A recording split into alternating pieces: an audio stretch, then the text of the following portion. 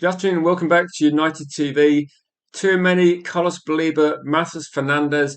Is this what a proper rebuild looks like for Manchester United's midfield? These are the stories we're going to be talking about today. In light of a few things that came out last night and this morning, we know that Manchester United got Kobe on a 5-year contract. We know that Casemiro is going to be going. We know that Agate's probably got almost 2 feet out the door. He's probably 95% certain to leave the football club in the summer. There's a lot of stories coming out about Baleba over the weeks and months we've been talking about. There's massive drama about Tchouameni. We've covered that quite a lot as well. But we're probably waiting to see what happens with Madrid on that one. Also, Matheus Fernandes, Man United speak to him. He's interested. If we see West Ham relegated to the Championship, I think there's a very good chance he becomes a Manchester United midfielder next season. These are three good targets. I think three targets. Okay, we might disagree on whether we look at too many or look at Anderson or look at Tonali, look at Baleba, look at Wharton. There's going to be a lot of people that we're considering. But there does seem to be that Manchester United moving a little bit towards these targets. It's still being said that Manchester United view Elliot Anderson as a number one target. But a lot of people think with Nottingham Forest getting relegated, Manchester City are ready to move on that deal. So this is kind of where we're going with some of these stories as well. The angle I've seen recently, this has been pushed out there by a few media sources, but also a few Liverpool content creators discussing the situation we've got in Baleba. And when you look at this, and just to go with what they're saying, and there's multiple sources, so it's not just this one source. There's a few different places, but this had a little bit of text, a picture put on the screen, and Brighton midfielder Carlos Baleba has been pretty much heavily linked with Manchester United. Agreed terms with Manchester United last summer as well. That's still valid. Liverpool are interested. They're not happy with the price that Brighton want, but Manchester United are also not happy for that price. So it does seem to be that at the moment, for Manchester United to move on a Belieber deal would require Brighton to lower the price. If Liverpool are looking at this deal as well, they did spend a phenomenal amount of money recently on certain players. So if if Liverpool can't compete for this player, then can Liverpool generally compete for Wharton if that becomes like a similar sort of price? So maybe a few question marks over Liverpool's transfer policy, but no doubt with this one that I think Belieber isn't going to get the sort of valuation that Brighton are hoping for. I mean, I hope that is the case, but that's another story to talk about as well. So I will jump into the live chat as well. If you are new to the channel, please subscribe for regular up-to-date Manchester United content on the channel with myself and a lot of other regular guests and hosts. And if you're someone that knows the channel pretty well, you'll know it's quite interactive. So this will be an opportunity for you to get involved in the discussion and let us know what you're thinking and push the conversation where you want it to go. If you're watching on a replay, as always, like leave a comment. Do you think Manchester United should be pushing to get one of these three midfielders? If you look at this, do you have one player that stands out? You think make sure you break the bank to get that player in, whether it's Anderson or even if they're not on the screen, or is it going to be? Yeah, are you actually concerned that maybe the links with Belieber are starting to get a bit more messy, and that if Manchester United want to get this deal done, what we're waiting for. Like we know roughly what Brighton want. We know roughly how much we're prepared to pay. There's probably negotiation we can do and try and get this deal done if that's the way we want to go. It feels a bit like it's the closest to a done deal as we've seen, but yeah, we'll have to look at this one. So I'll jump into the comments. So if you posted some comments so far, feel free to like repost it. I'll try and go for it as well. Um, welcome Dehexium from the Members Club who says they are going to be buying Wharton. This is like PR spinning for sure. I think the Wharton situation does seem to be more advanced for sure. So do you think it's if it's like PR spinning, is this spinning from like Liverpool to try and get the price down for Wharton? Is this like Belieber's agent trying to get involved?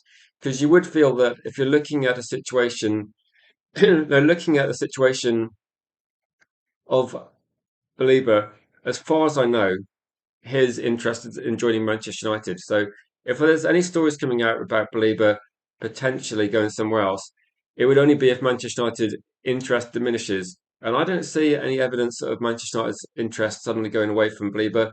I know we're looking at more targets, and maybe Anderson's top of that list. It does seem to be that Anderson keeps being put at the top of the list, although it might be a more unobtainable target for Manchester United, given what's happening with Manchester City. So that's a tricky one. But it does look a little bit like people are pushing Anderson away. That Tonali interest does seem to have also disappeared as well. So again, like Belieber seems to be a top target. And also I'll go for so yes, Andy says he said he wants to join Manchester United. He has said that, and it does seem to be that it might be that he wants to join Manchester United. The question is going to be: is there a scenario where Manchester United might actually sign three different midfield players? And if we're looking at links to Angela Stiller, who Christopher Babel wants, we're seeing like Bruno Fernandes is like talked about. Fernandes has been a top quality player. You look at too many available, and suddenly there's quite a few options on this list. If you see Fernandes and too many as like must get signings, suddenly there's Belieber plus about five other players that would that feasibly fit into quite a good rebuild. Like you could take too many out and put another. There's probably another few players you could put instead of too many, and so any of these three players could be replaced by a few targets. So we can have a short list and we can have a top target, but if Belieber actually ends up costing too much, it might be that if you're a Belieber, it might be a question of like, would you go to Liverpool if there was no other options on the table? Like if Man United want you and we meet the price of valuation of Brighton, I think it's a done deal all day. So I'm not too concerned about this one because at the moment I think Brighton are not going to be lowering the price. I think Brighton are going to want a lot of money for this deal, and that's probably in a good way mean it's going to be quite difficult for Liverpool to negotiate because they're not going to be able to get a cheaper price either. So for me that's a promising aspect. Maybe Brighton's difficulty to deal with is going to make us give us a bit more time. So I'll go through a few comments and so because I mean if you think Manchester United should prioritise somebody else, then we can't really complain if somebody steps in and buys Belieber. But the question is going to be that at some point Man United probably can't just mess about. We have to actually make sure we go for some of these targets.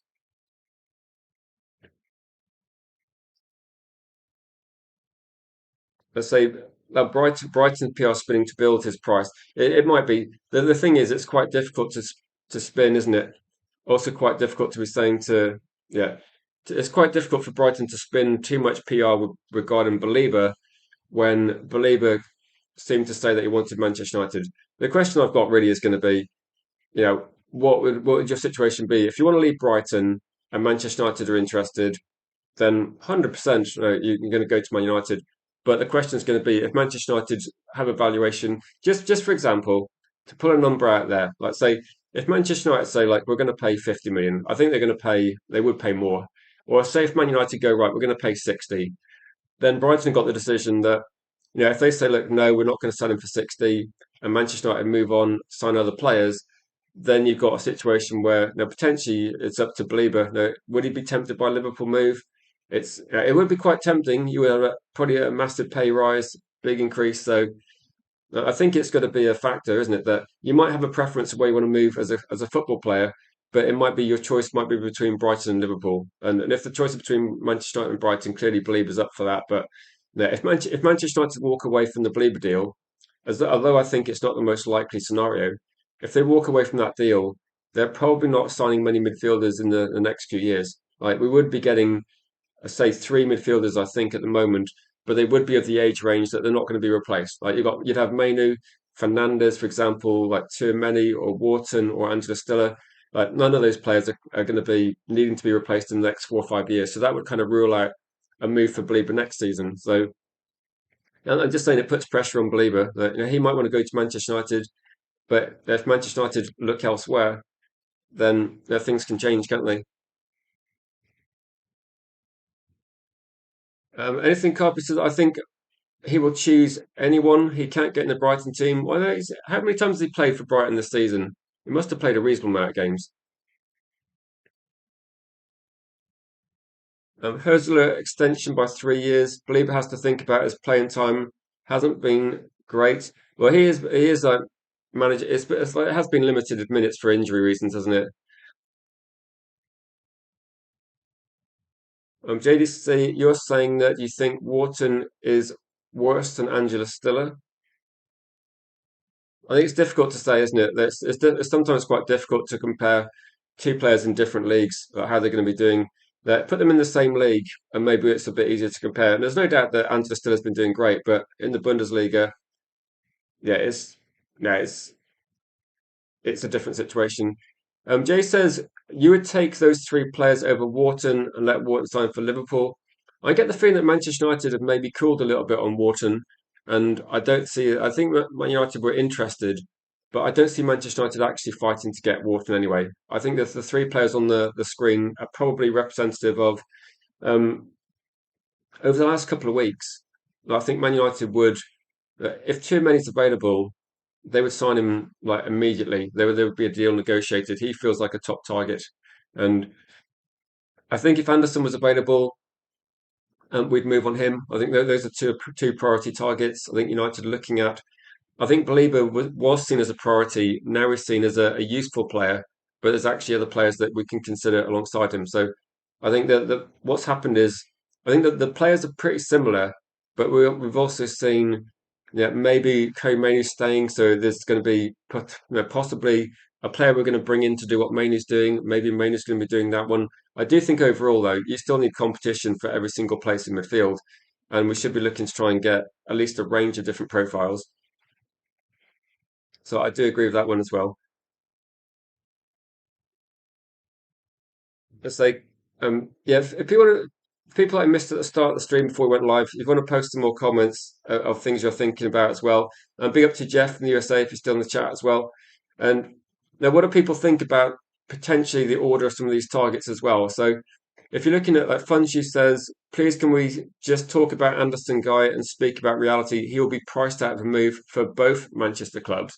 It could be a situation where if Anderson becomes unrealistic, I'm just trying to think of a scenario where this doesn't always work out, does it? That if you're looking at those options, then it doesn't always work out that it's going to be better. So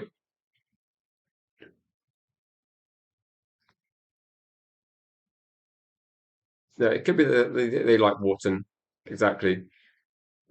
Based on this though, is like too many the one player that most people agree on would say would be like a top quality signing, and it is believable like a more 50-50. I think Fernandez is going to be one that most people are actually looking now, and I think maybe Bruno Fernandez at our club is actually looking at also talking at Fernandez, saying that yeah he's a good option for the future, and maybe they've got a good relationship playing in international football as well, so that could be a positive. But JD saying too many is a sure hit signing. He is, isn't he? But it depends. There's still a lot to go. There's still so much to resolve at Real Madrid. Like we don't know what's going to happen at Real Madrid. They might find a way of resolving this, and it works out for them. Honestly, I do not know. Big up to you, Scott, in the chat. Good to see you, Scott. You mean both Wharton and Stiller have the same play style? One is just better at same thing. Okay, so you're saying Angela Still is better than Wharton, but they're kind of similar players. All I was saying was one's playing in the Bundesliga, one's playing in the Premier League. So it might be that if you drop him in the Premier League, it still might take a little bit of time to reach the same level he's playing at. But good players adapt. And Scott says, I don't get the Anderson hype. I mean, based on last night, we should be looking at Aston Villa's midfielders and maybe looking at that situation. But you're saying I don't think he's a game changer. I was going to say, is there a scenario where Manchester United and Manchester City both don't pay the value, both say no to whatever Forest want? Because I've seen a couple of reports where the idea is that what people are thinking is there's a valuation put on Anderson. It's coming from Nottingham Forest. The value is about 125 million, which is completely outrageous. I think you can look at some of the most expensive signings in football over the years, but most clubs will look at Anderson and go, right, if he's 125, I can probably get a player for 80 or 60, and it's probably not going to be over the whole course of the season. Is it going to be a massive problem that we didn't get Anderson? Like, um, did Nottingham Forest dominate Aston Villa last night? Was Anderson head and shoulders above players on the pitch last night? Okay, so it's only one game, but the thing is that every player is going to have good days, bad days, and we're looking at trying to build the first 11 here. We're not looking at getting one Galacta. It's not a Galacta, is it? But you know what I mean. We're not looking at spending 125 million pounds on one player and go right. If that's how much you spend, he better be world class. and he'd be putting those sort of performances out week in, week out. And yeah, I'd say I think he's a very good player. It just doesn't seem like I just don't see that there's value in this deal. It seems crazy, doesn't it, how much it's going to cost? Big up to you, Bilal. Thank you for the super chat. So I'll go through a few of the comments as well. So I do think that the price is going to be a little bit too expensive. And do I think too many leaves is a good question. Then I think that the reason for like if too many leaves, I don't think it will have anything to do with a fight with Valverde. If too many leaves, it will be an indication that Real Madrid have decided that too many isn't going to be a first choice midfielder in his favoured position. They're going to look at Rodri, Enzo Fernandez, Angela Stiller. They're going to effectively replace him with a more attacking player, it seems. So the story I read this morning, forget the fight. The story I was reading was that Real Madrid's policy might be to look at different midfielders that maybe are going to be a bit less defensive, a bit more of an eight than a too many, and look for that sort of midfield player. So it might be that too many leaves for professional reasons because he goes, right, okay, I want to be playing in this position in the team. You can't guarantee me that. I'm going to be used more as a centre back. I don't really like that. Then I'm going to look for a different club. It doesn't mean he walks straight into Manchester United, but it does mean he potentially exits Real Madrid. I believe he's got another couple of years in his contract, but he's getting to the stage where if Real Madrid want to get players in, they might have to spend quite big money. Too many's a big salary. He's a decent sized transfer fee as well. I think it makes sense. If you're not going to use him in the first team, it makes sense to move him on, doesn't it? So Real Madrid might do that. When you've got a team like Real Madrid and you're looking to bring in new players, the players that leave are going to be good players. So you're not going to be discarding players that are rubbish because Real Madrid don't really have rubbish players. They have a lot of good quality players at the club.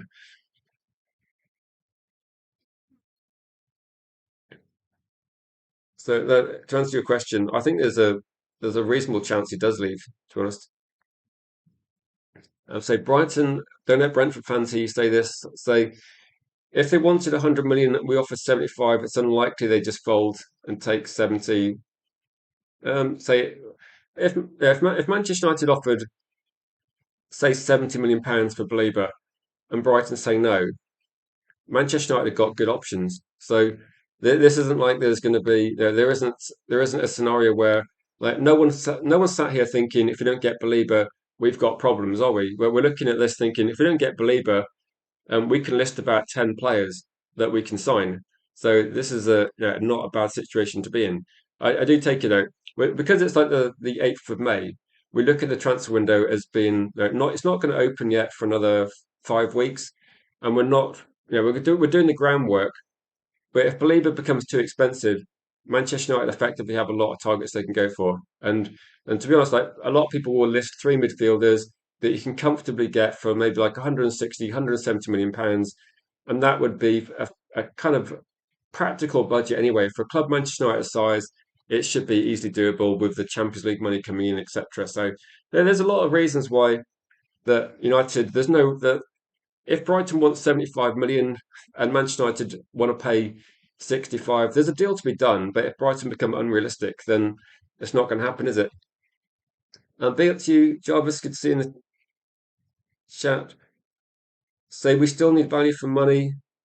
It's crazy, isn't it? That what I think is quite funny. We're talking about value for money, and the value for money is like there are too many. What's it going to cost? Like 70 million pounds, 80 million pounds, and we don't know exactly the price. Like Real Madrid will clearly want to get the most out of the deal. And then his salary wise, that for a world class player that might be, I don't know, 200k a week, something like that. It's not. I'm not going to say it's cheap, but it's within budget. It's Manchester United's wage bills historically low at the moment. It wouldn't be a big problem. I mean, if we sign too many, I hope we get Real Madrid in the Champions League because that would be. I could make a nice thumbnail for that one. That would be a nice one to look forward to. I like a bit of fight in midfield in a different way, obviously, from what we've been discussing recently. Um, Real Madrid for sure going to sell too many. Valverde is the best and most important player in Real Madrid, says JDC. So yeah, it's difficult to say who's the most important player in Real Madrid, but too many is highly regarded by the fans, and apparently the fans have been turning against too many on social media. But I don't read too much into that. I think too many might be also exiting for different reasons than this, but no. Yeah. I don't want to talk too much about Real Madrid because they're at the moment they're complete shambles. So um, let them resolve it and work out what's happening. I think Man United just need to sit back and wait for that one to play itself out. To be honest, so let's go through a few of the comments as well. Say 70 million for Baleba is. Do you remember when Barada was negotiating the deal for? I think it was. It might have been in Buemo, and it seemed to take a long time, and it came down to like add-ons, etc. I'm guessing actually all the add-ons are paid now because at the time, I think maximum add-ons for the Belieber contract were based on Man United getting Champions League football. And so because that's happened, we probably actually end up paying the extra few million that it was. So it's about 71 now. So it looks like no, but it was it's worth the extra, worth the add-ons because Champions League football benefits Manchester United by probably close to £100 million. So money well spent. The Believer situation, though, Scott, I think United are going to have a price that they walk into the negotiation, and if it goes too high, they've got options on the table, haven't they? So I don't think it's a big problem. But big up to Gaz, big up to Jeff in the chat.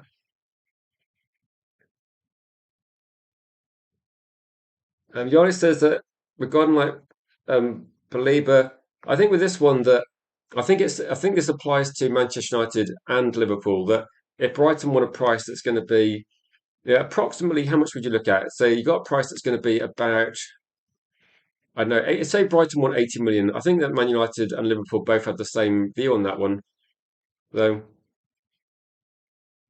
You'd use Mazraoui in the six as niche fan. Well, I think I don't know. Do you think he would be good in the six? I mean, we don't play him there, so I have no idea.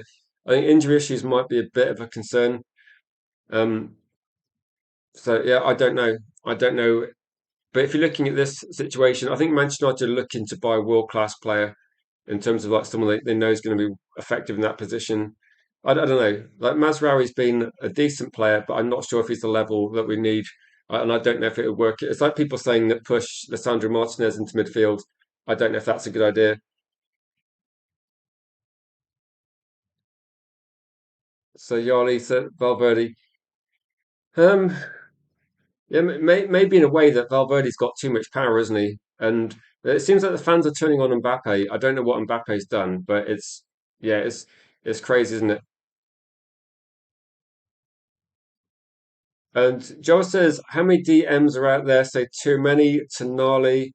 I'd say we need two of them if Agate leaves. It feels like most of the players we've been linked to, say, are centre midfielders, and we need only one.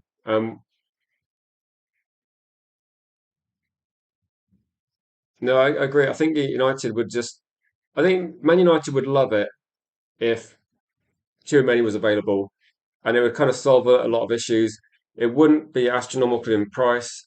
I think Tonali, the interest seems to have disappeared a little bit, but I think he's still rated by Manchester United. No, it's one where it's a shame that the Real Madrid situation. I know people think it's like the Real Madrid situation makes things happen quicker, but I think it means there's a few things to sort out first. So I think that's going to have to resolve, and then we'll have to see. Java says you're pretty certain we'll sign Belieber. This has been my guess all along. My prediction is going to. When people ask me what do I think is going to happen, I just keep thinking, right, we're going to sign Belieber. It feels a bit inevitable. It feels a little. I'm just trying to think of other deals. Do you know when we're looking at signing Embuemo, and you knew it was going to happen, and it just felt like it was very, very slow, really, really slow. And it feels a little bit like this. Like the Belieber situation is similar. Very long links, very long links. We haven't made an official bid yet, but I know we'll make an official bid, and I know Brighton will reject it, and I know Man United will come back and it'll go up slightly. And I think Belieber will be exactly like Embuemo.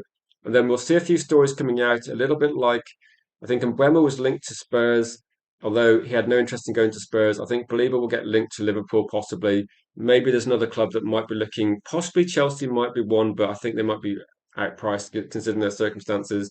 And I think we'll see the same thing, Jarvis. I think we'll see a long, slow, painful negotiation between Man United and Brighton, and we'll probably be talking about it for weeks, and we'll probably be getting annoyed. And if I'm wrong, I'll be pleasantly surprised. But I think we're going to sign him. But I think we're going to sign him in slow motion. Um, no, who scouted Belieber? No, I think Agate was very much to do with his agent. There was definitely something going on with that one. So I would be I think the people scouting players. It's not always the people scouting players. It's the people making the decisions that's the problem. That the scouts identify some good players, and then Manchester United as a club then decide to just buy players that don't really fit. That's probably the problem regarding this one. So Mbappe defended a lot. So Alonso not happy. I think Mbappe apparently too many was not very happy with Alonso leaving, and Valverde wanted him gone. So it does seem to be like with Real Madrid, they got to just pick a side, haven't they? Obviously they're going to punish both players for the falling out, and the obviously taking it too far. But at the end of the day, they're probably going to back Valverde, and that probably means that for Real Madrid, maybe player power is still winning. And to be honest, that's just going to store up problems for the future. So they need to look at what they're doing as a club and get Valverde in line. So I know Valverde is a quality player, but Alex Ferguson proved that you can have your best players if they're disruptive to your team. You do need to move them on for the benefit of the club. So no club should be bigger than the team. Where it's like Mbappe, Valverde, and I think Real Madrid can certainly move Valverde on and replace him with other players. Like he's not a player that's irreplaceable. No player is.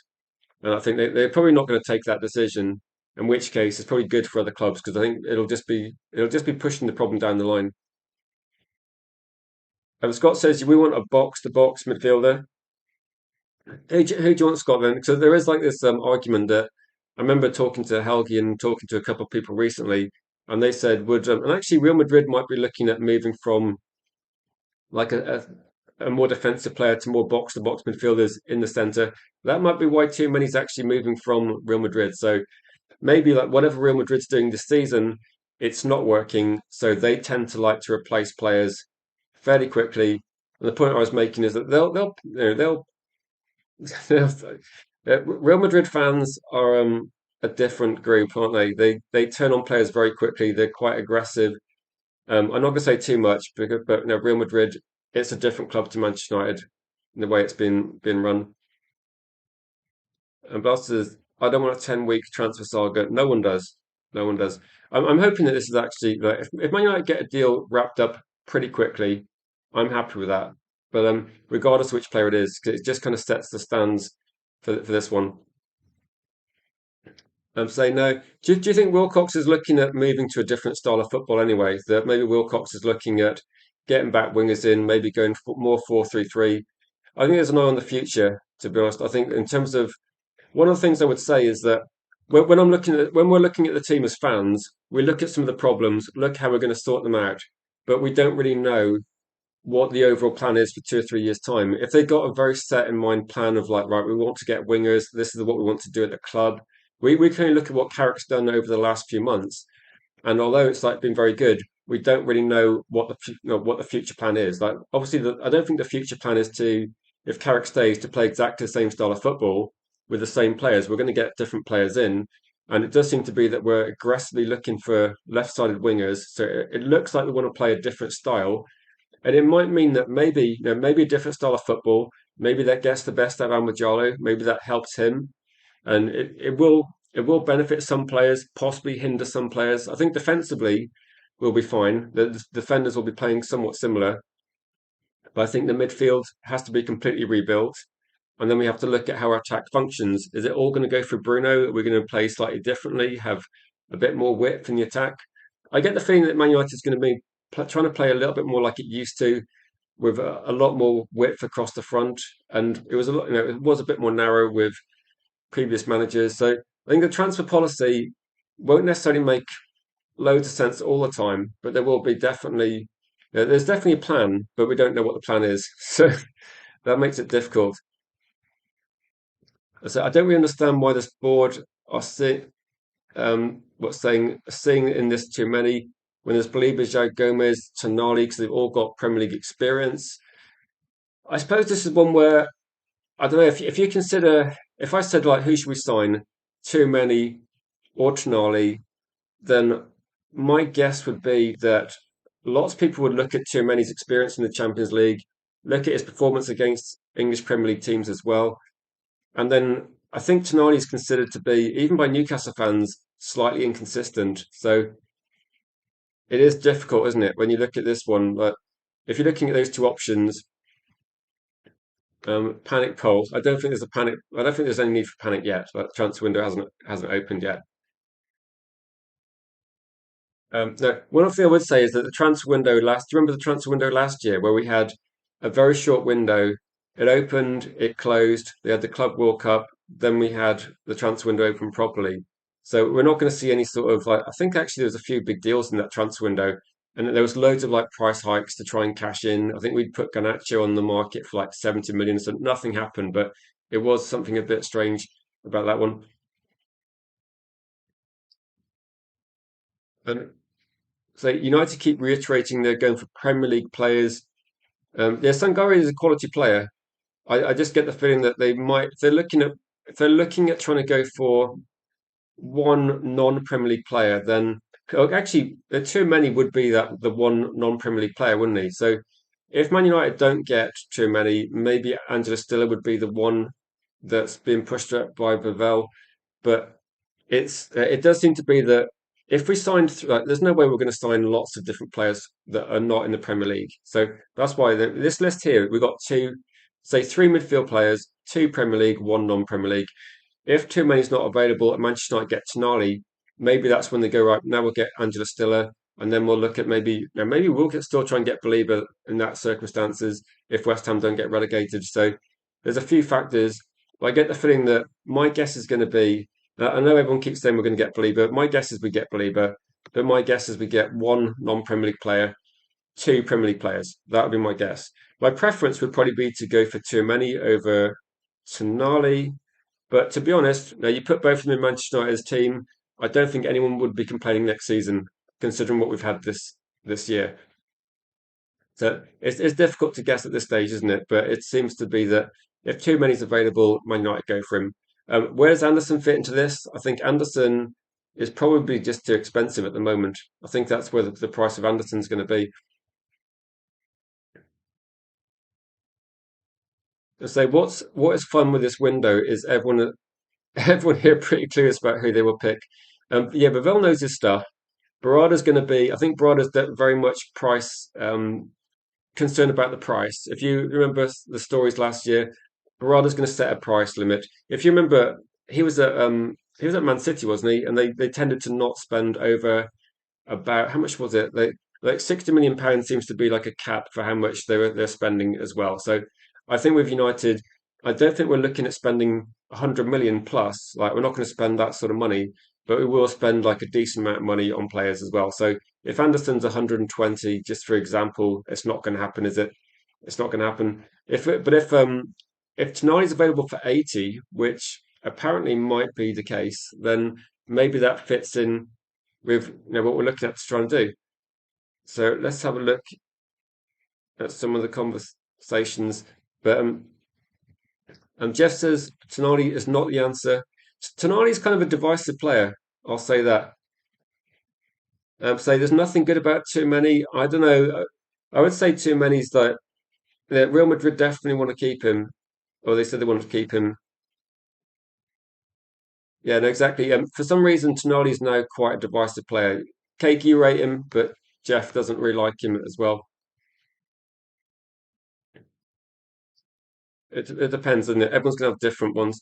We need more emojis, says Bilal. I can maybe put another one or two emojis in, but emojis level is dependent on, to be honest, like behind the scenes, to put emojis in, you have to have channel members, and then the amount of emojis I can put into the channel depends on the number of channel members. So I can maybe put four maximum, I think. I can put four maximum, but I need to have more channel members to get more in. So eventually we'll get more. I think Saab became a member this morning, so eventually we're going to get more members, and then I can put more emojis in. But I will try and get a couple more in this afternoon if you give some suggestions regarding who you want. Maybe maybe a couple of new signings can go in there. I'll probably put in like who's been our best player this season. Do you think we can put him in, and we can put maybe that player in? I've got Carrick and Cantona there at the moment, but I'll put some more in. It's fine. So I'll go for the chat, but no, I'm limited by what I can do at the moment. I think there's about, I don't know, 7 channel members, so possibly I can put a couple more emojis in. The honest says I disagree. I think too many coming to Man United would mean we're able to compete and hunt for the title next season. Do you think it makes that much difference? Then I think we need to get more depth, like definitely more depth. That I did see something recently. I didn't want to talk about it because it becomes like a bit of a guesswork at this stage, doesn't it? But people were saying if you fix the midfield, then could Manchester United be in a title race next season? Or is it too soon to talk about that sort of thing? And I guess we've seen Slot walk into Liverpool. They win the title. They hadn't won the title for a few years.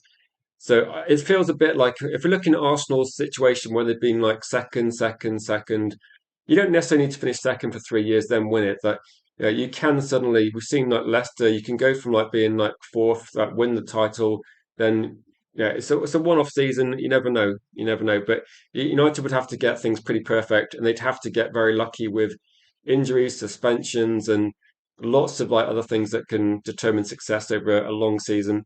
But too many coming in, I think, changes things. Like Manchester United have picked up more points than any other Premier League since January, but you also have to factor in that Manchester United have only been in one competition really in that time frame. So we played one game in the FA Cup, and that's it. We played FA Cup, just Premier League matches. So it's going to be like tricky to try and replicate exactly the same form. I'm just hoping, yeah. I think the main thing is like let's not make some bad signings that we regret. Like make sure you get the transfers on point. So I think this is something United are mindful of in terms of like energy as well. So if you're looking at saying Tonali's got a brilliant engine, can carry the ball out from midfield, that's why you want him. Do you think he does something similar to like? I think when Man United looked at Baleba, they're looking at a ball carrying midfielder. He's been doing not so much for Brighton this season. He's been a bit more defensive, and I think United would see if United got Baleba, they would be. I think he would be playing a bit more like he did with Brighton a year ago. I think they'd want him to go a bit more on the front foot. But it depends who you're going to pair him with, doesn't it?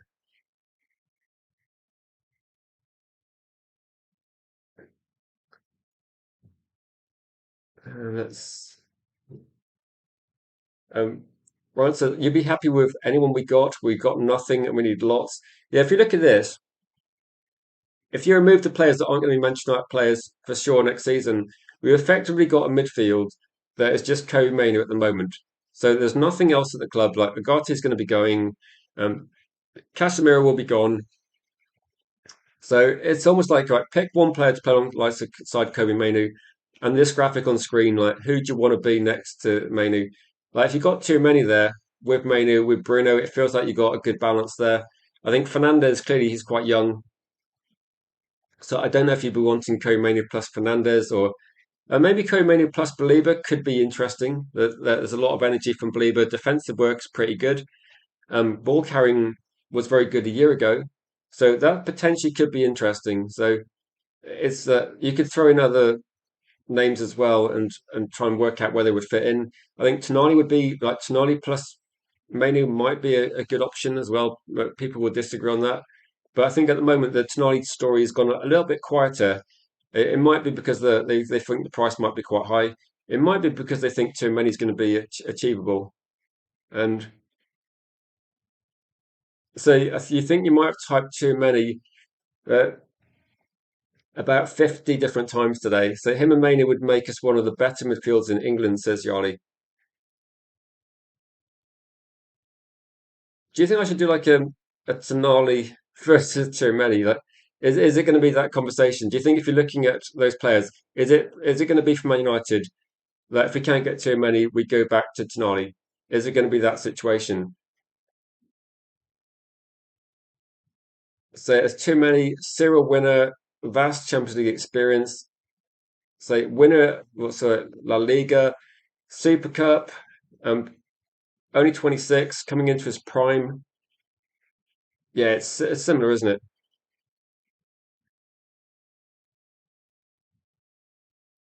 Say Fernandez plus Tchouameni plus Bruno will be our starting 11 if we do good business. You're benching Mainu. I'm not sure they're going to bench Mainu. for Fernandez, JDC.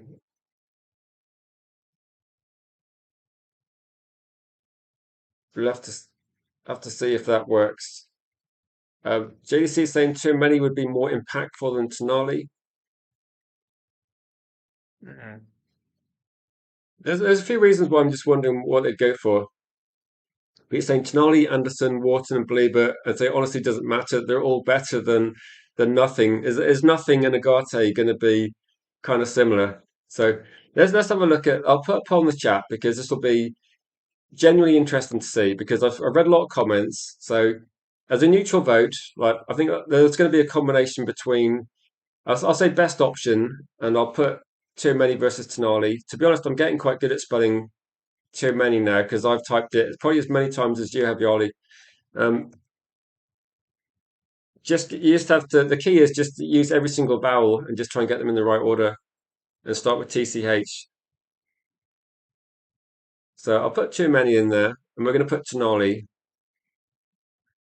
Should I just put? Should I put something that's neutral? So if you think the best option is too many, you can vote for him. Obviously, if you think the best option is Tonali, if you think it doesn't matter, or yeah, I'll put I don't know there. So if you think okay, it doesn't matter, you're indifferent. I'll put that as an option because sometimes if you're picking one or the other, you're forced to choose. If you think it doesn't really matter whether we sign too many or Tonali as an option, I'm not saying we can sign one of those players, but just to say, for your opinion, which do you think is the best fit for Manchester United? Then I'll put don't know um, instead of like so. Yeah, for neither, Danny, just put don't know. If you don't have a strong view either way of which is the best player for Manchester United or the best option if we were going to go for one of these players, because at the moment I don't see similar players being linked to Manchester United. So let's put that in there. Okay, so then we can have a look and see what the average person, the average viewer thinks. Then, because I think sometimes in the comments, I'm reading like some really good comments in the chat, but yeah, sometimes a lot of people watching aren't necessarily commenting and getting involved in the chat. So this will be honestly interesting to see from my point of view, just to see what people say. So I think sometimes if I put a poll in there saying should we sign Tonali, people would just vote yes because they just want a midfielder in. If people want to say should we sign too many, they'll just vote yes because they want to sign. If they want to see a midfield player signed by Manchester United, no, I would probably vote yes if I was watching a different stream. So honestly, this is one where you might watch the Bundesliga. Sorry, not Bundesliga. You might watch La Liga, but everybody's going to be watching the Champions League, and it's just a different personal opinion of what you think as well. So, in terms of this, so attitude and lifestyle would be a problem for Coyote. It's just a personal opinion, isn't it? Just a personal opinion regarding this one.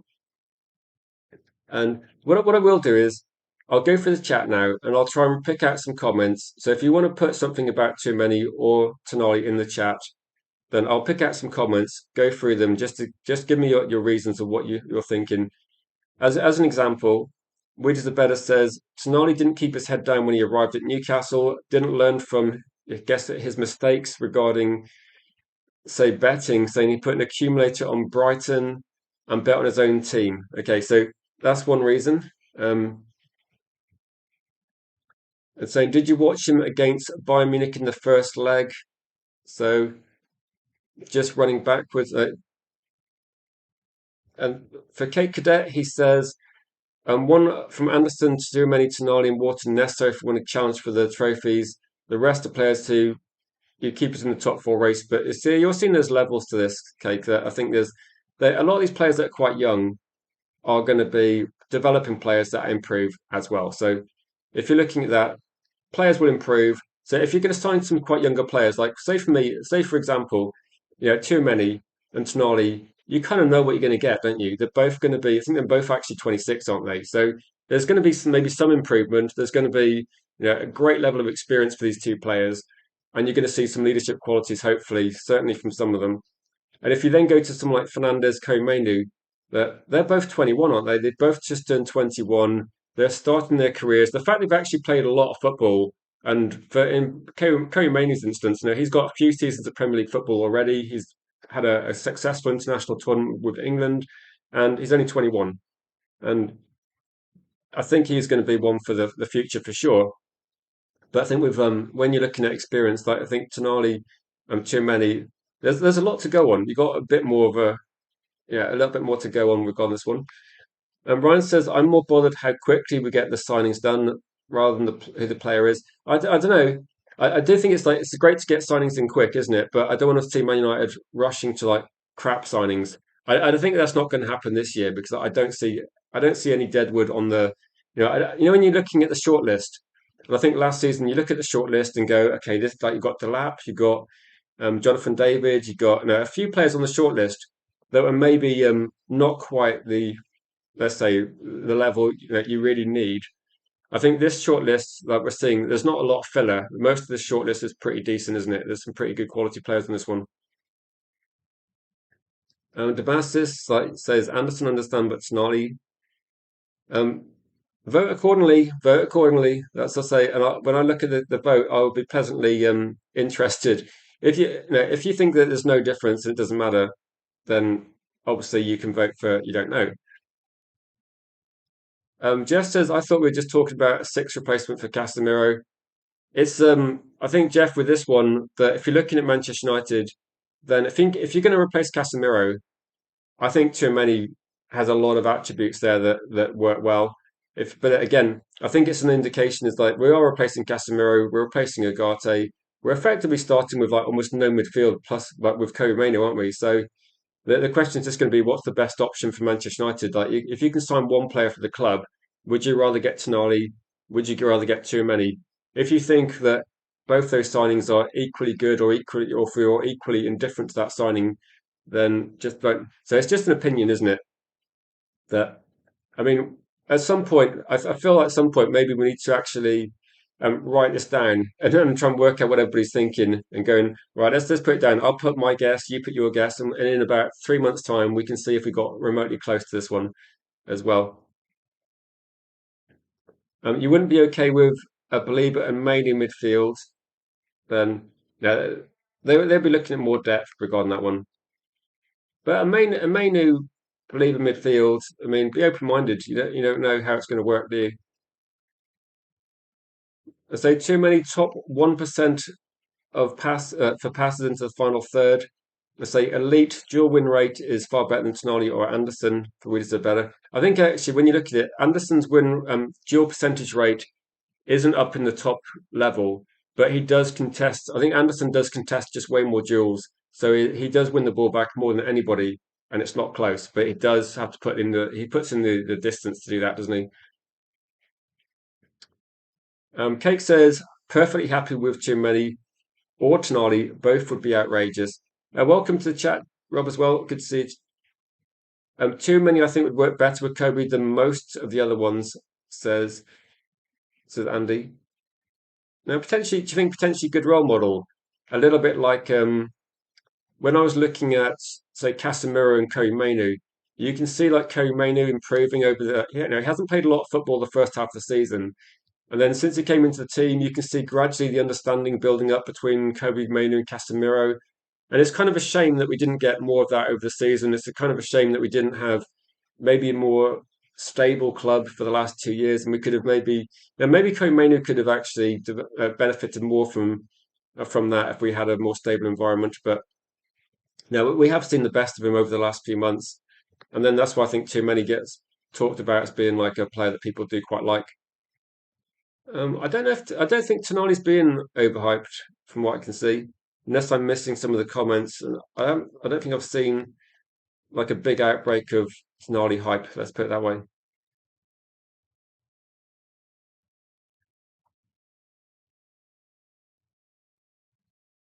So you're saying that the levels throughout the Premier League higher than that of other European clubs. Well, I think you'd look at it and say a Crystal Palace in the European final, you've got Aston Villa in the European final, you've got Arsenal in the European final, and you have got like now whether they win it or not. I think last year we had Manchester United versus Spurs in the Europa League final, so there does seem to be a lot of depth in the Premier League, and we're looking at right, whichever teams compete in Europe. We're regularly getting to finals, regularly getting to final stages now. I think most people are expecting Arsenal to lose, but the fact we've actually got to a final does show like another good result for Premier League teams. Who knows? Like they might surprise people and win it. You never know. but there's a good chance Aston Villa win a trophy. They got the guy in charge that always wins that Europa League. So yeah, that would be big for Aston Villa. Must be like the most significant thing they've won since back, was it 1980? They won the European Cup. So potentially a very big season for Aston Villa.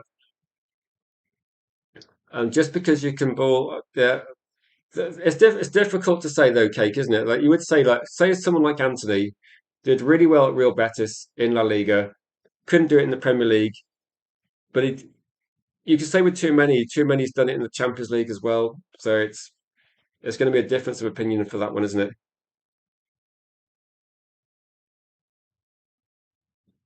No, I think it's going to be yeah, completely difference of opinion with that one. Um, who's the vision in Real Madrid? I don't know who the vision in Real Madrid is. They've obviously got a plan, haven't they? And I think the plan might involve trying to get Camavinga out of the club to start with, but too many might also be going, which is potentially good news for us. But no, if too many left Real Madrid, the other question would be: is there genuinely somewhere else that he would go to? Because at the moment, I don't see. I'd imagine if Real Madrid say too many's going to leave the club, and there's actually significant interest in him, I'm sure clubs would be interested. Like too many is too good not to have some clubs interested in him. But Ryan said we will probably sign someone that the club hasn't mentioned yet. No, Manchester United. I'm trying to think. When was the last time we signed a player no one had mentioned? Like that, maybe it was Aiden Heaven. Maybe it was like Leon. I'm trying to think. I remember talking about Dorgu about 6 months before we signed him. So there was like something like about that going on the card. So you never know. You never know. If Aston Villa win the Europa League, expect the talk of Emery from Manchester United manager to notch up a level. Do you think there's any chance he leaves Aston Villa at this stage? I mean, he's going to get Champions League football with Aston Villa again. Well, probably. There's no, actually, there's probably got two chances now. He should be getting it from the league form, but they've got a good chance winning the Europa League, so he should have that one. It might be, you never know, it might be notched up a little bit.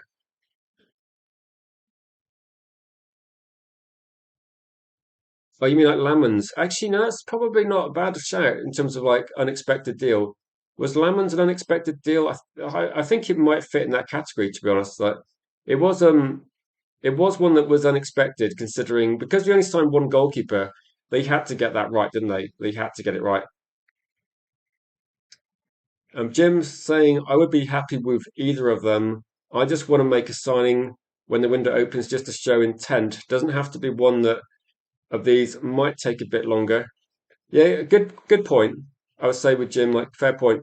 If you're looking at the first signing Manchester United make, you're kind of you're unlikely to make the most expensive signing. Like, what was the first signing Liverpool made last window? Because they spent some insane money on Isak, Florian Wirtz. They got who they got Kirkes. Trying to think who else what they bought, but there was definitely Ekitike. So you got all these massive players. I can't remember what order Liverpool did these signings in, but did like Florian Wirtz must have been later on, and I'm sure Isak must have been later on because there was so much drama about Isak leaving Newcastle is going to go for 150, etc. So, no, I don't know who Liverpool got done first. Maybe it was Kirkes or something. Like, was that one of the deals they got done first, or Frimpong? So maybe it was Frimpong because I think Frimpong might have had a release clause. But Liverpool did a few cheaper deals first. Then they did the massive deals a bit later on. If Manchester United are going to make an early signing that's potentially of a cheaper price, is there actually anyone on the table is like a cheap? Is there anybody on the table that's a cheap deal? Like who would it be? West Ham getting relegated? Is that kind of the one that if West Ham get relegated, is Fernandez the deal we get done and we'll go? Actually, that's a really good deal because that would be potentially, as a guess, 35 to 40 million. I think is probably the price range I've seen. I believe that they signed him for about close to 40, potentially some add-ons for West Ham. So I think West Ham would want at least 40. But that still for me is a fair price. And if Man United could get a deal done for that or very slightly more, that would not be a bad situation.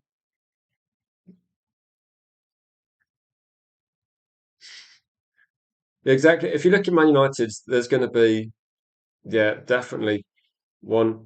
Um, Welcome to chat, Mark. Mark says, I heard PSG have already agreed terms for Fernandez. I've heard they're interested. I've heard they're interested in Fernandez. I don't know if they've agreed terms, but agreeing terms is going to be. I think that sometimes players can agree terms with a couple of clubs, so it could be that.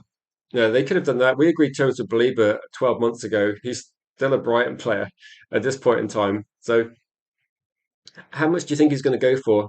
And no, he would be a good signing. Like it would be a good signing, but I don't know whether Man United have because the story I saw there's going to be a few stories pushed out about Fernandez for sure. There was PSG were interested. Apparently Manchester United potentially have a green light from Fernandez, so maybe we can agree terms as well. And if he's got for Fernandez, he's probably going to be a lot's going to decide on whether West Ham stay in the Premier League. If West Ham get relegated, I think there's a different conversation. That then suddenly that PSG, Manchester United, we're definitely going to go from. I don't think Manchester United actually go for Fernandez at all if West Ham don't get relegated, because I think the price will then push it into a price to where they think actually no, we can get other players that are a bit cheaper. So I think the Fernandez deal to Man United, if it is a thing, would be would definitely be something like that. So too many is our priority, says Mark. Which do you think's the best option, Mark? If like just because we're having a bit of a debate in the comments, and the reason why we got a poll is not. I'm not saying that too many and Tonali and Manchester United is like number one and number two options, but if we're looking at these two players as being potentially, price wise and contract wise, potentially if Man United get one of those players, I don't think I don't think that it's going to be. I don't think we're going to be buying both of them. It's going to be more tricky. So you're feeling that Liverpool is in for Matheus Fernandes. They'd be stupid not to be. Like if they're looking at signing players, I think Liverpool are also looking at players. He would be, it would be a bargain, wouldn't he, if they get relegated? So has anybody else heard any different figures? Because the numbers I'm seeing or people are quoting, it's about 40 million as like a sensible price. I don't think it's going to be significantly above that if West Ham get relegated. I think he will go. I think it's going to be really difficult to predict. Like if you're Fernandez and you've got options from Manchester United, Liverpool, Paris Saint-Germain, it's tricky, isn't it? So is any of them going to offer guaranteed first team football? Because people might say Man United will, but Manchester United, we could well be signing another couple of players, and then there's no guarantee you'd be a starter in any of these. Like I don't know what's happening at PSG, but potentially, maybe players might be moving on from that club. I've no idea about Liverpool. I think Liverpool might be harder to get into their team, but again, they might be looking to reshape it. And I imagine based on these teams, they're probably all going to be, they're probably all going to be offering similar sort of contracts. I think United will be offering probably something similar to Coumani's on. Liverpool possibly, you never know, they might offer a bit more, but I'm not sure what the wage bill with Paris Saint-Germain is. I think they were trying to actually run things a little bit more efficiently since the kind of Neymar, Galactico, Mbappe type era. So yeah, it's difficult to know. Cheers, Mark. So let's go for some. So if West Ham get relegated, you think it's going to be 30 million? I've heard a bit more. I think 30 million on a player they bought for about 38 to 40. I think it's going to be. I think they're going to want more than that. I'd be surprised if he goes for less than 40, to be honest. And I think that would still be appropriate value. Yeah, if you're new to the channel, please don't forget to subscribe. Don't forget to get involved in the community as well. We've got a few things planned for match day on the weekend, which I think will be quite fun for people to get involved. There will be something happening live after the match finishes as well for people to get involved with. And Vril says, sadly, I'd pick PSG playing the best football out of the ones mentioned. Is the chat subscribers only? I think so. I think that is. I'm not sure. I can double check, but um, it's generally is. It just limits spam and limits trolling. So, I mean, subscribing to the channel is free, and I think it's every YouTube channel to subscribe to the channel is free. So it should be subscriber only. Just removes a bit of spam sometimes, doesn't it? So yeah, one thing I read, I think you're spot on with this one, is that one thing I read recently is due to the situation with, say, Nottingham Forest recently, there was a lot going on with Forest. They're in a relegation fight. and potentially they're not guaranteed to be safe with 3 games left to go, but it's felt that they are safe. But I think with teams in a relegation fight, a lot of the news, like I know for a fact that Manchester City was rumored to have had some sort of agreement with Anderson, but they have said that they're not going to be they're not going to be making any sort of approach until relegation is sorted one way or another. And I think out of respect for Nottingham Forest, that's what was happening. I think with Manchester United as well, if they're interested in Anderson, then they're not going to be doing anything until relegation is sorted one way or another. Because if Forest were in a relegation fight, then they were in a competition to try and win a place in the Champions League. So they had a lot going on.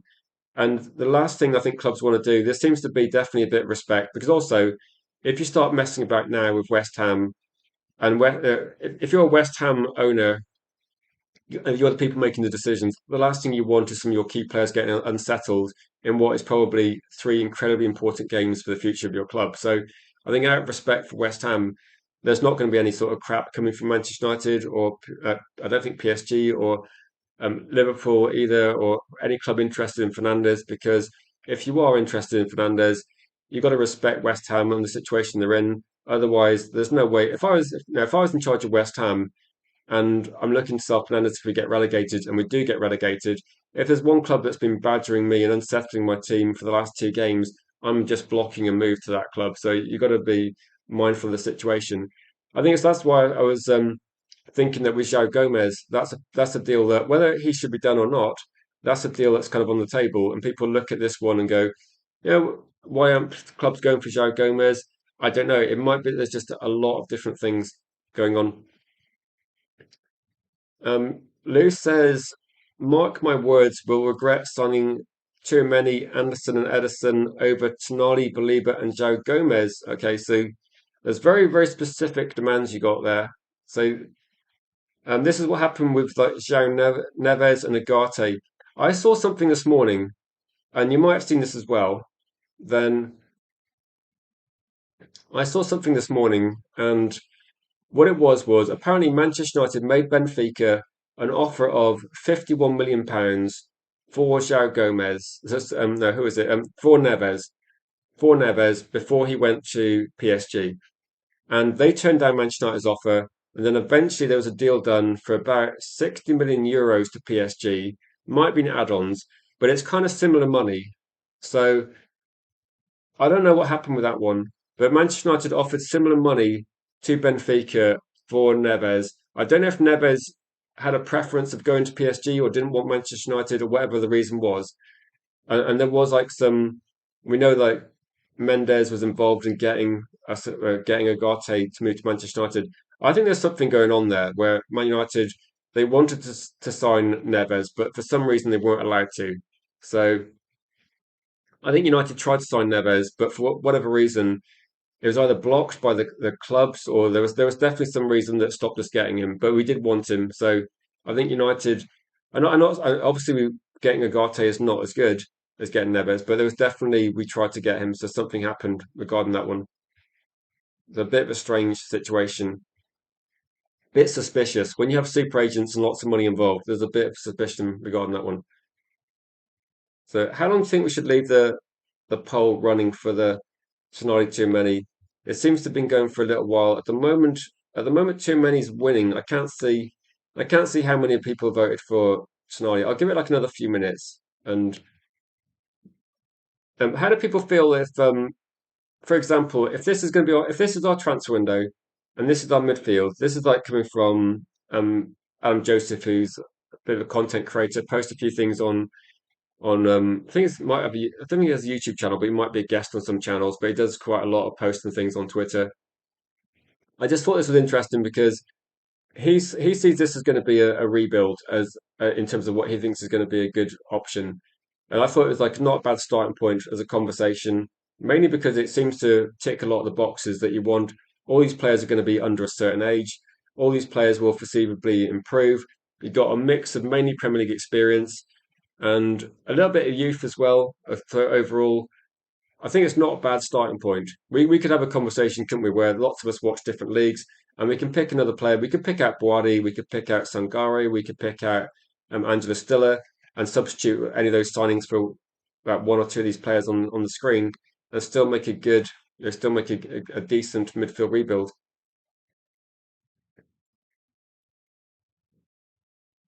Who's pitching? I see like the Bastards. Who's pitching for Tonali? Like, am I missing? Am I missing something? Is there some for some reason? Are there secret comments I'm not seeing that? I don't see the Tonali campaign. I don't see the Tonali campaign being pushed out there by anybody. I was just Lou saying that you're on the same page regarding Tonali and Baleba.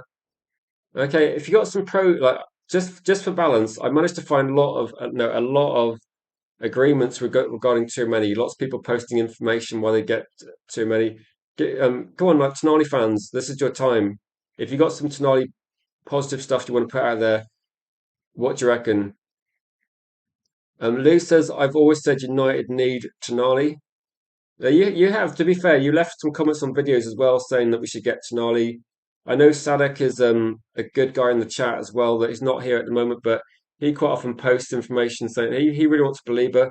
Everyone's got a different one. I said at the start of the transfer window, or actually last year, I said I wanted Anderson. I'm kind of like thinking it's not going to happen because of the price. It's tricky, isn't it? It is quite tricky. But if anyone's watching that says that there's some positive things, I think it's got to go deeper than that. Like, it's got to go deeper. Like, we need more than that, Bilal. If you want to get Tonali, you got to have a you got to have a reason, but it's got to be a sensible football reason. I think to spend 80 million plus on him, whatever it's going to cost. It's honestly a lot, isn't it? It's quite difficult, isn't it, to try and pick regarding this one.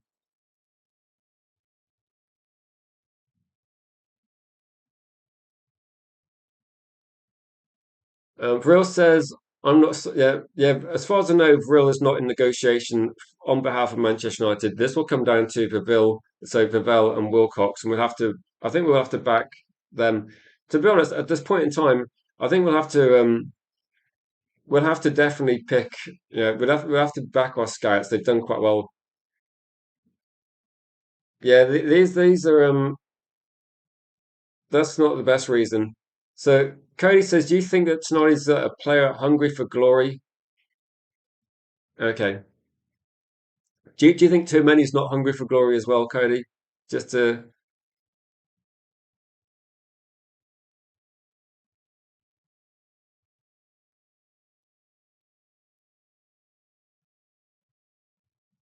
Snowy looks like the baddie of this new Star Wars films.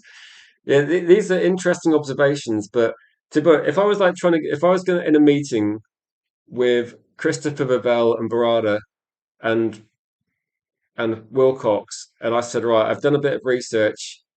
I'm going to bring you guys some of the feedback I've got regarding Tonali, and I come out with he looks like the baddie in the Star Wars films. He's got nice hair. He makes nice pizza. I think we need more. I think we're going to have to bring more to the table. I mean, these are obviously decent things, and they're definitely we're talking about actually people are bringing too many stats, like saying top 1% in the top five European leagues. I can work with that. I can push that as a positive. You can look at it and say progressive passes, too many, elite. Look at the mentality. Look what he's won, and look what he's been. Look what he's been doing. And I'm struggling to push the Tonali angle because you give me like hairstyles and food options. It's it's tricky. Yeah, we could do Pizzagate with genuine Italian pizza, maybe. So we could have a higher class battle with Arsenal potentially if we get back into the top two.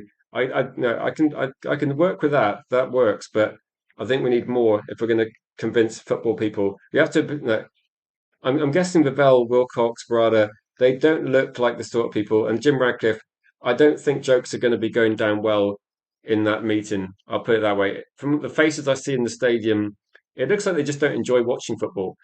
So I don't think that we're going to be able to drop jokes. We need to have some facts.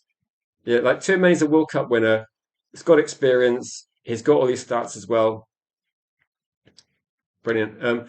Yeah, are we just basically picking a player that's got a T? Like this name starts with T, and then we get Believer to go with him, possibly.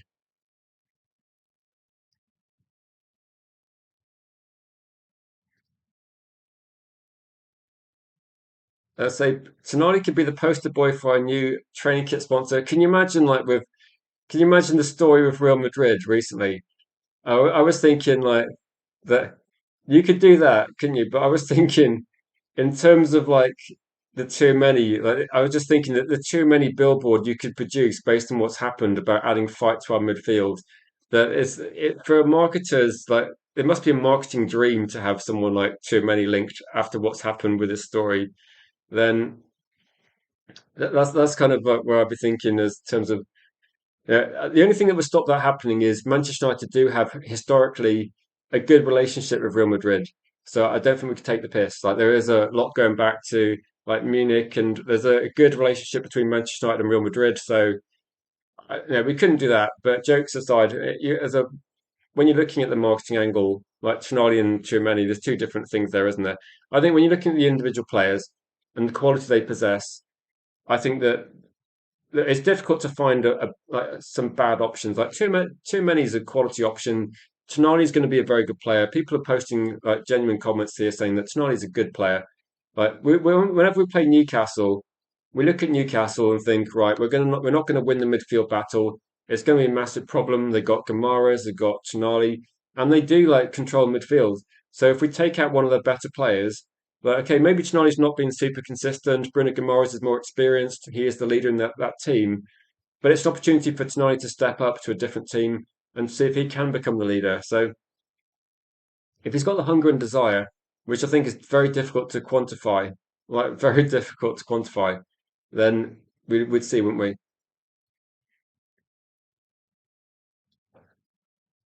Yeah, I would say Valverde would be not the guy to get. 46 million on the Mbappe petition. These must be bots now at this point. 46 million people. That's ridiculous. That's like the population of like probably not quite the population of England, but I don't know. That goes beyond like Real Madrid's fan base in Spain, doesn't it? So that's that's ridiculous. To be honest, I think this is like Manchester United fans and Barcelona fans just wanting Mbappe gone from that club. So there's only 50 million people in Spain. Exactly. If they remove the bots, then it's uh, it's not. I heard something recently that they removed the bots from. I don't know which account it was, but I think it was Cristiano Ronaldo's Instagram or something, and there was like about 8 million, and so no, crazy, crazy talk. Um, welcome Gregory to the chat. Good to see you, Gregory. So Gregory, we're running a poll. You can get involved. It's still going. What do you think, Gregory? Best option. It's been I was going to say a heated debate, but I think we have to be a heated debate. We've seen heated debates between Tchouameni and Valverde, so this is like pretty. This is a moderate discussion, so there's no heated debates here. But what do you think regarding these options? This is potentially the midfield Man United could put together, given a few things. Okay, there's going to be. I think Belieber's most likely, but a too many exit opens that door, and a West Ham relegation kind of opens that door. So this is at the moment. It's just it's not a wish list from me. This is like someone posting something on media.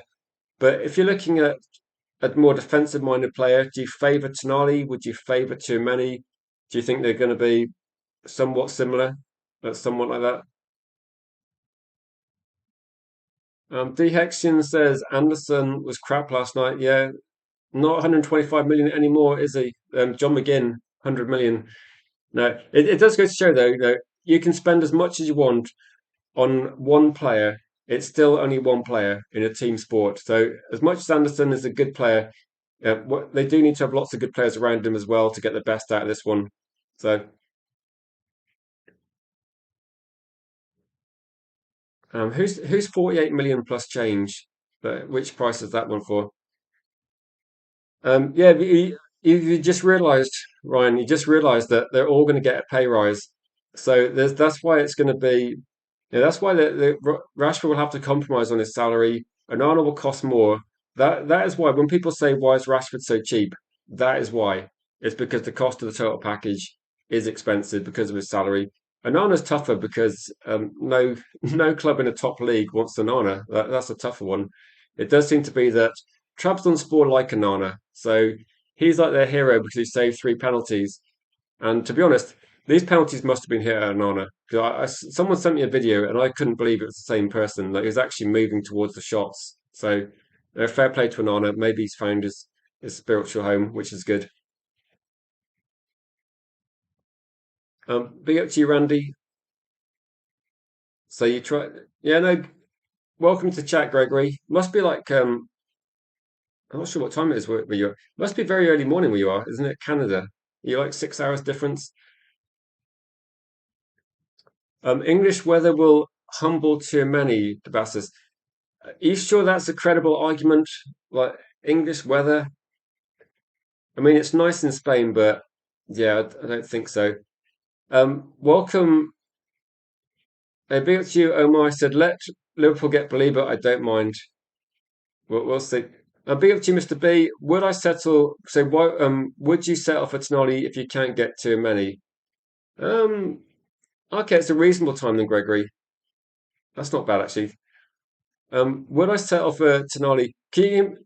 What's crazy is we spend a lot of this season looking at Manchester United's team and thinking, "Oh my God, we got we got Agati on the bench, and we don't have lots of options." And if we kind of went, "Oh, okay, let's settle for like Tonali," I'd feel that that's not bad, is it? If we change too many for Tonali and then we drop in two midfielders of your choice, I don't think we can. Okay, Man United fans would complain. Some of them would be very happy. Some will complain, but that's just the nature of football conversation anyway. So it wouldn't be a problem.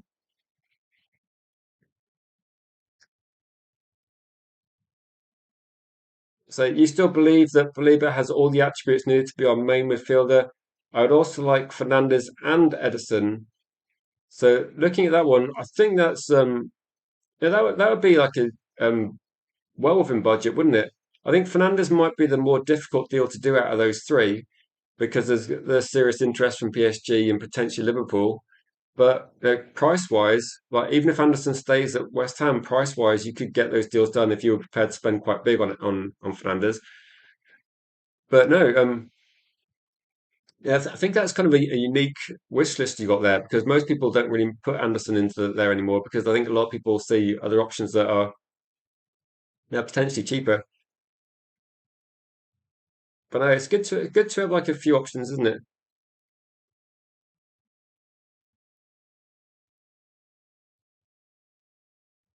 So even though I would like Stiller, I don't hear anything about him, says Omar. No, the most thing I hear about Stiller, I think the Stiller interest has gone. I think it's gone like fairly quiet, to be honest.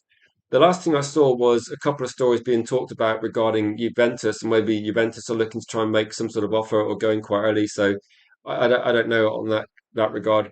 But Angela Stiller, it's probably going to be Manchester United, Juventus, and Real Madrid as three clubs potentially interested. So yeah, three big clubs on that list. I don't know if any clubs like sees them near the top of their list. It's genuinely difficult to see, isn't it? So yeah, it's not easy to see that one.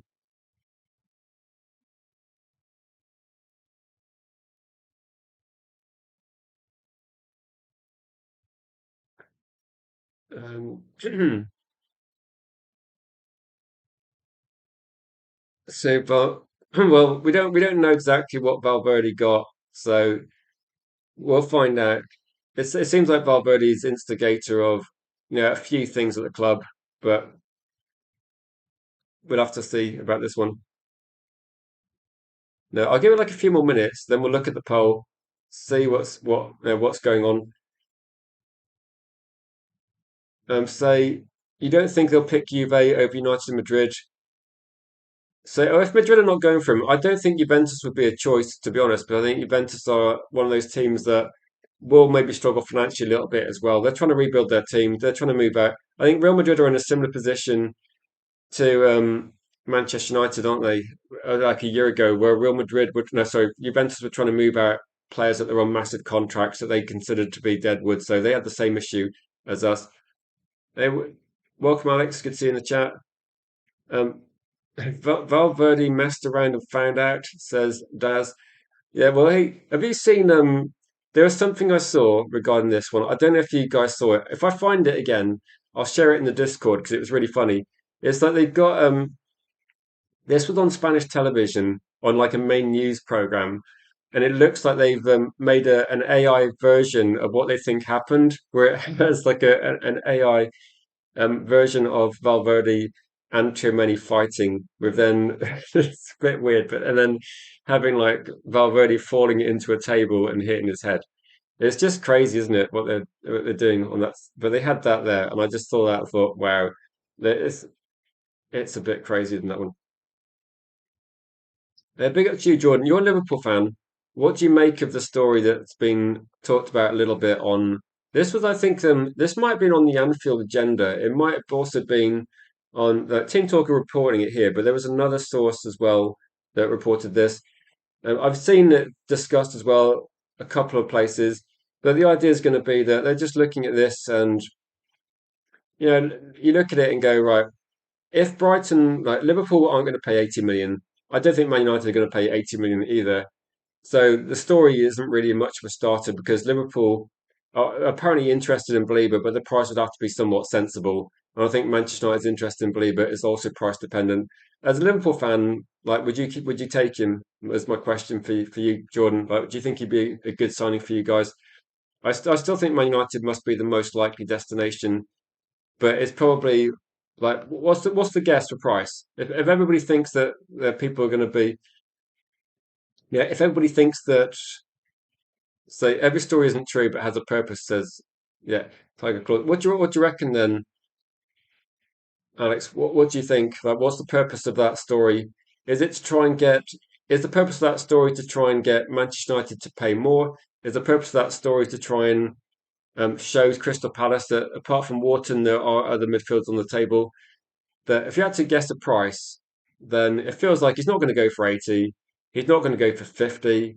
I think Man United are going to end up, if we did get him, I think you guys are pretty close actually, like 65 plus 5, 70. It feels a bit, I can imagine it now. I can imagine Man United offering 55 plus 5 or something.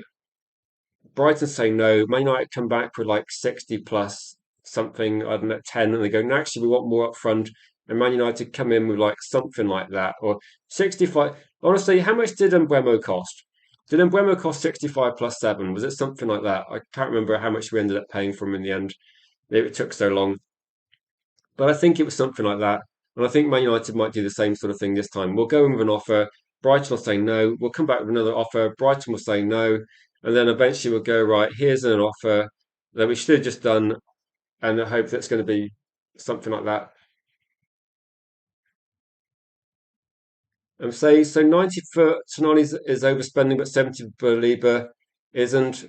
No, no, somebody's saying that. Like someone saying, I think with Tonali, according to like Newcastle, Tonali's price is about 80. And according to Brighton, I don't know if Brighton have actually said how much they want. Have they? Is the guess about 75, something like that one?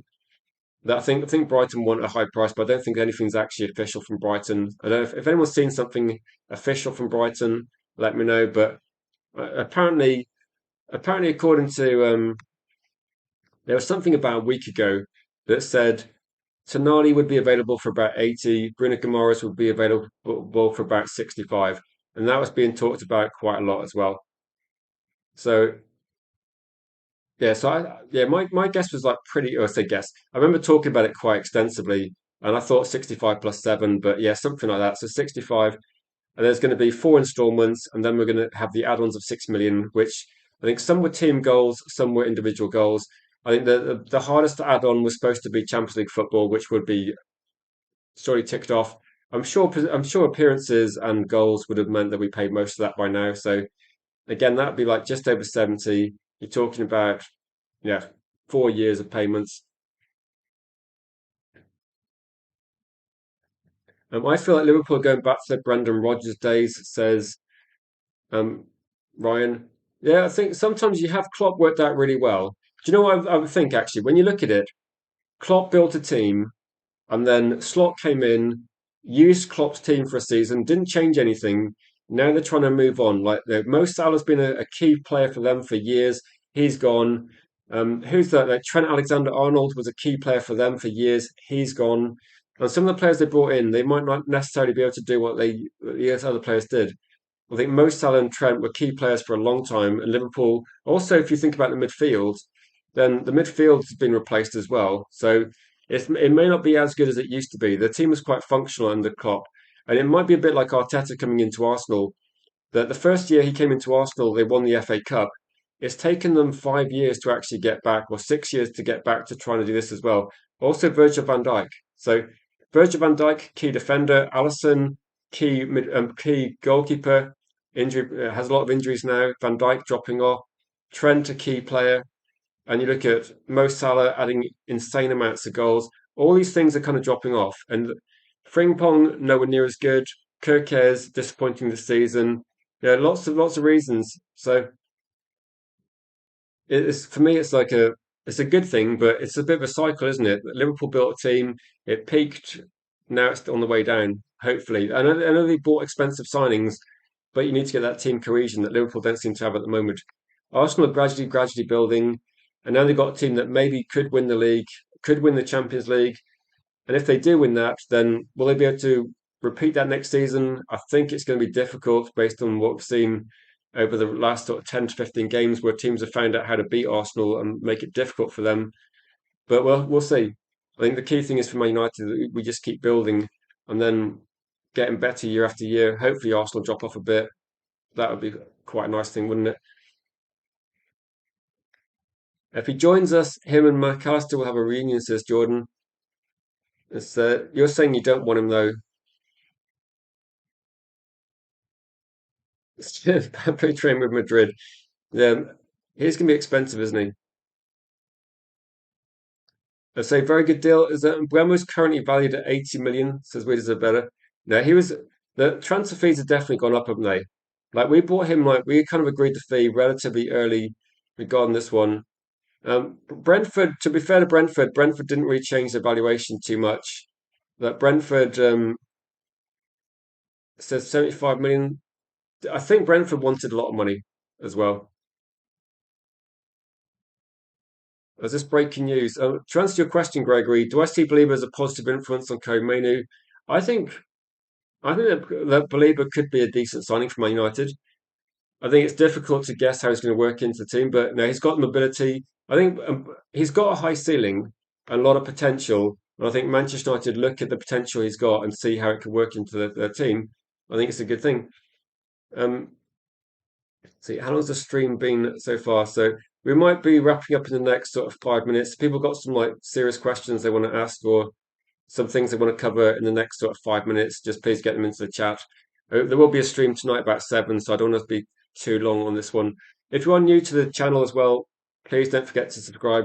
One thing as well is if you're able to share the stream on any social media, whether it's going to be Instagram, Twitter, or if you want to join the Discord server as well, please do that as well. That definitely helps the community grow. So if you're able to share with your socials and other content creators you know, that please do that. That helps massively. So Jason Wilcox has met with officials from 3 different clubs over the past week: Nottingham Forest, Leicester City. Who do you want from Leicester City? And an undisclosed Premier League club. West Ham, maybe? I'm just trying to think. Who would be the other club we're looking at trying to sign a player from? Like West Ham seems like an obvious one with Juve and Fernandez. You got Nottingham Forest there. Newcastle, I don't know about Newcastle. So interesting. I think with this one, like Nottingham Forest, clearly do you remember the Indy Carla story we talked about I know almost like a week ago today, like 8 days ago, where Indy Carla keeps pushing the story that Man United are making a bid for Anderson, or that maybe there's something. Who knows? They keep saying he's the top target, and people keep saying we should be surprised. I don't know. I'm still skeptical though. I kind of like for Man United because of what's happened over the last decade. I almost need like Man United to actually say, "Here we go," and have the player in the stadium wearing the shirt before I think, actually, well done, Man United. I think at the moment there's a lot of news out there. Yeah, Randy, I think he would be a good signing. I say the primary focus of United's interest at Leicester City is Joe Famonga as 16-year-old winger, widely regarded as a generational talent. Interesting. Is there based on that one, that's good research. We deserve better. I haven't actually, obviously I wasn't looking for the story, but well done for finding it so quickly. What do you reckon then? Like, is there considering with Manchester United, some of the players we looked at recently, do you think is this going to be in line with someone like Aiden Heaven, where are we looking at a player that can be scouted this sort of age, offer him a massive step up? I mean, they just got relegated to League One, so I think if you're a generational talent, you're probably jumping ship from Leicester straight away. It might also be when you look at Aiden Heaven. I think if you sign players from, I'm assuming, is he in the academy still, or is he in the, or is he in like, has he signed like a professional contract? So I'm not sure at that sort of age whether he actually would have been able to do that or not. But if you got someone from the academy and you get someone from an academy, then there isn't really a transfer fee. It gets set by a commission, doesn't it? So when Manchester United got Aiden Heaven, there's like a arbitrary panel meeting or something that then decides what sort of value the player is, and it ends up being very very cheap, and that could be quite good. Maybe this is Man United's strategy that if we do one a year, you think we did Cheeto, Aiden Heaven, if we get this Jeremy guy in, and we look at doing one or two of these deals every year, then this could be that this is the way you rebuild your club for the future without spending insane amounts of money. So I'm not going to say that I'm not going to use Aiden Heaven as the benchmark and say, this guy's going to be like a first team player in a year's time. But yeah, this might potentially be something that costs like almost nothing, and it's worth doing just to see. So if anything, it could be a good option for the under 21s and see what he can do. But if he's widely regarded as a generational talent, then I wonder what other options are available. Yeah, the good thing about Man United is we can now actually point to someone who'd be like Dorgu. We can point to Aiden Heaven and say, look what's happening. These players are coming through the first team. Look at I suppose mainly you can say now, but a year ago you might have been not using that as an example. So potentially that's not a bad thing, is it? So I don't mind that approach. So I think we'll close the poll and see what people said. It looks like the people have voted, and it looks a little bit like at the moment the best option for people watching today has been a big landslide victory for Tchouameni on 62%. Tonali got 23%, and there's a don't know or don't care option where people that are indifferent to that have got 15%. So it looks like a big victory. It wasn't particularly close. There's not a lot of love for Tonali in the chat today. So fair play. That's interesting to get. So when we do future streams, and I say right, I think most Man United fans favour Tchouameni. We've got a little bit of evidence to suggest that one as well. Say 2 million. Yeah, I don't think you even offer. I don't think you even offer the player. I don't think you even make an offer. If you agree the terms with the player and he joins, if he's an academy player, then it's just a little bit about. Yeah, it's just a little. It's a committee that decides it. So maybe. Yeah, maybe you're looking at like 1.5, 2 million, something like that. It's not going to be too much, is it? It's going to be like a cheap deal. So that's why I think if you're looking at undisclosed, it's undisclosed, undisclosed club for secret signing. Yeah, who knows? Who knows with that one? I think that for undisclosed, then just trying to think what the club is going to be.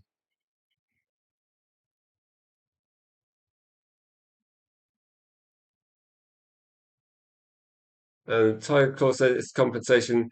Well, I think for like Leicester fans, that probably if you got a player that's considered like generational talent, I think for Leicester fans, if Man United end up poaching him for next to nothing, then yeah, I don't know. I don't know. Maybe I should message a couple of Leicester fans I know and see if they want to comment on that one at some point. But I'd imagine they might be not very happy. The word of Bremen centre back, 26 appearances this season. PSG and Juventus also interested. United are reportedly ahead of the Italian side in the chase. So maybe we might be looking at centre back, but we'll see. That's something to look at in probably the next stream, I'm guessing. Um, Welcome, Jude. Good to see you, Jude. We're going to be doing a preview tonight, and it might be a bumper stream tonight. There might be myself, Widders better. I think we've got Kieran. Kieran's available as well, and Mr. Helgi is a difficult person to organise things with because he has a rather casual sort of I don't know way of checking emails. So I don't know if he's going to actually have checked his messages and join us, but there will be like a few of us talking tonight at 7 p.m. Looking forward to beating Sunderland and cementing third place in the league. And maybe we're going to see maybe we're going to see like a bit of a celebration as well. Maybe we'll get a few players back. Maybe we might be seeing Dorga come back. Maybe we're going to start throwing academy players into the team a little bit if we do lock up third position. But no, we'll be doing like a match preview. We're going to be doing maybe a look at what Sunderland offer as well. And we'll bring that to you guys between 7 and 8 p.m. tonight. So that's something to look out for tonight. And that'll be take us into the weekend where we're going to be playing and we're going to be doing a few big streams regarding that one as well. So something to look out for. It'll be a bit different. I've got the best people on the scene working behind the scenes. We just bet it's going to be cooking some good ideas of what we can be doing pre-match for the watch along. And yeah, I'll probably still keep Aiden Heaven in the team as well for talking about that. Yeah, I saw your stream, Ryan. It looked a bit like watching Man United at the start of the season, where as much as I wanted you to succeed, I was feeling like I might have to watch for like 10 hours. It's like watching Rasmus trying to score a goal. I was thinking, look, how much am I going to have to watch before anything happens? It was it was good, but it's hopefully you're good. Hopefully you're all right. Anyone's got any sort of final question to finish? This has been like an open debate, open chat. Yeah, massive thanks to everybody that's got involved over the stream. It's been like a fun debate again. And thank you, Bilal, for the super chat earlier as well. Very much thanks for supporting the channel. So now, if anyone's got a final question, it's like sometimes it's stressful watching the gaming channels, but I'll just say for Man United fans, just be relaxed. Like there's still a long way to go. I know we're worried about our team and we're worried about what's happening, but Man United have got money to spend. We've got Champions League football. We're actually playing like football that's giving us results. We're beating teams. We're on the back of a three-game run and winning streak as well. So potentially we're going to match our best run of the season on the weekend, get four in a row. And say to Bassis, are you talking about Tchouameni? You love Tchouameni for his skills and fighting attitude. um, any final football questions before we go? I'm trying to make streams a little bit shorter, so we're getting closer to like what, an hour and a half rather than like 2 hours we were a week ago. So we'll gradually be going a bit slower as well. Haircut incoming. What happened to that guy? We don't hear anything from him, which it might be. It might be. We've got to beat Sunderland and then Forest, and Forest are kind of going to be in that limbo of not much to play for. So yeah, maybe that guy gets his haircut and then can like move on for the rest of his life, whatever he does. Then I think he's made enough money from it, and I think his charity must have like hopefully done okay as well from it. But no, no, exactly. Where do I watch our games? I watch our games in this room, which is away from like downstairs because no one else in my family wants to watch Man United, and they don't want to hear me shouting at the TV if things are going badly wrong.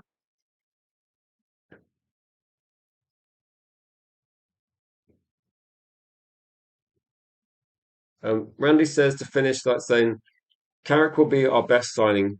Yeah, maybe we have to hope that, how every other manager that's linked has kind of faded away into the distance. Maybe we need to actually have a situation where maybe Villa need to get badly beaten in the Europa League final, and then no one will talk about Emery again because he's probably one that's been talked about quite a lot as well. So who knows? Who knows? Oh, you've like asked the most ridiculous. Where's a bet? I spoke to you about this recently. I said when I'm about to wrap up a stream, you'd like ask me like a difficult question. So yeah, no, this will be the last question. Okay, if Newcastle say they will accept 80 for Tonali, Real Madrid say they'll accept 90 million for Tonali, and Forest say they will accept 100 for Anderson, who do you take? For God's sake,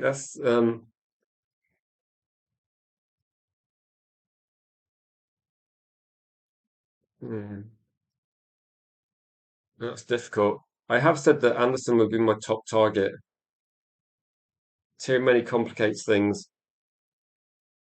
I'd probably rule out. I'd probably be ruling out Tonali, to be honest. I don't know.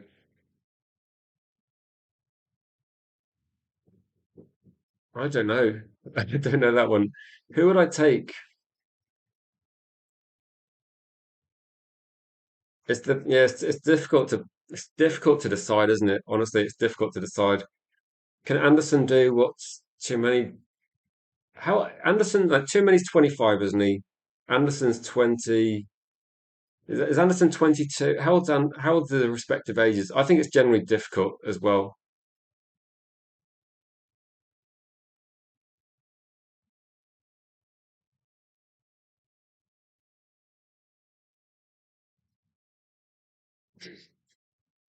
So it's written in the stars that we get too many. Number 18 when he leaves, all set up for too many.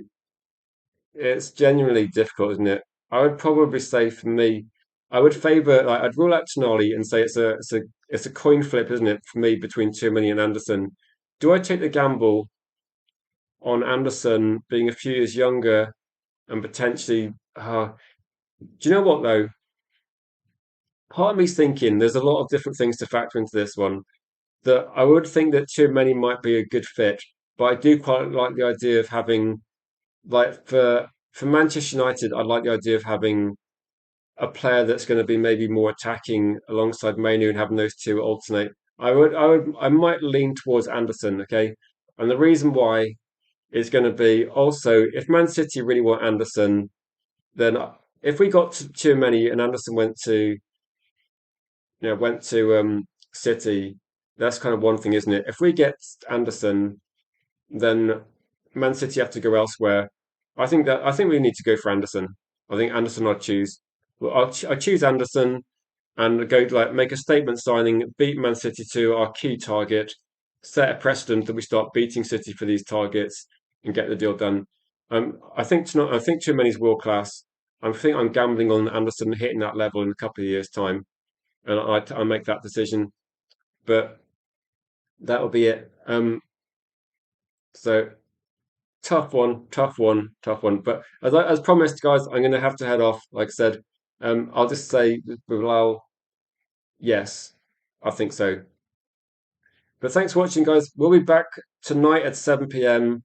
for a shortest stream. Myself, Kieran, Widders are better, maybe Helgi. It's going to be like a quality stream, excellent panel. We're going to be looking at Man United versus Sunderland, the game. So hopefully we'll try and prepare a couple of things for that regarding like lineups, etc. Maybe the tactics board will come out. We don't know. It might come out. There is going to be a stream where I do the tactics board out because I want to look at a 4-3-3 position, see how our targets fit into that. But I think for tonight we'll focus on locking up third place against Sunderland. But thanks, guys. Thanks for supporting the channel. Thanks for helping it grow. And if you want to get involved in the Discord as well, I will start using that much, much more as well to organize things and share information. But until then, guys, it's a bit sunny. Enjoy the rest of your day, and we'll catch you guys in about, say, 4 to 5 hours' time.